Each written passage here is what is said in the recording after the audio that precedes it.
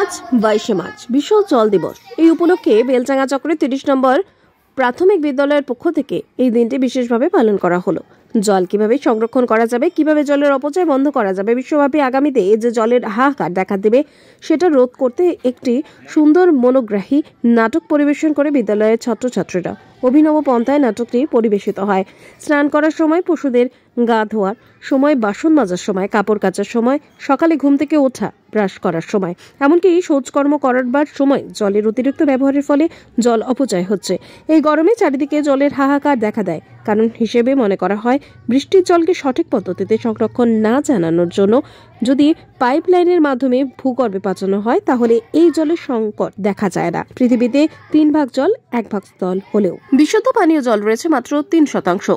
মোট জলের যেটা আমাদের পানীয় হিসেবে ব্যবহার করে থাকি, যার জন্য আমাদের জলের সংরক্ষণের খুব প্রয়োজন। আমরা অযথা ট্যাপ খুলে রাখবো না, এ হোক আমাদের প্রতিজ্ঞা।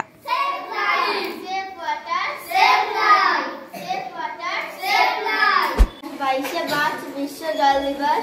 আমাদের ভবিষ্যতের কথা ভেবে জল সংরক্ষণ করতে হবে, জলের অপচয় করা বন্ধ করতে হবে। পশুদের স্নান করা, ঘর মোছা, স্নান করা এবং কি ব্রাশ করা সবই মর্যাদায় শৌচাগারে জল নষ্ট করা যাবে না এবং কি প্রয়োজন মতো জল দিতে হবে এবং ট্যাপটি বন্ধ করে রাখতে হবে। জলই আমার জল এবং জল সংরক্ষণ করতে হবে, জল অপচয় করা। পাইপ লাইন, ট্যাপ সব গ্রামের মানুষের সম্পদ, এইসব আমাদের রক্ষা করতে হবে।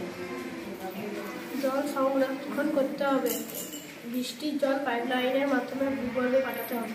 গাছ কাটা বন্ধ করতে হবে, গাছ কাটলে বৃষ্টি হবে না এবং বৃষ্টি না হওয়াতে জলের জন্য হাহাকার মেচে যাবে। তাই গাছ কাটা বন্ধ করুন এবং জল অপচয় বন্ধ করুন। 22শে মার্চ বিশ্ব জল দিবস।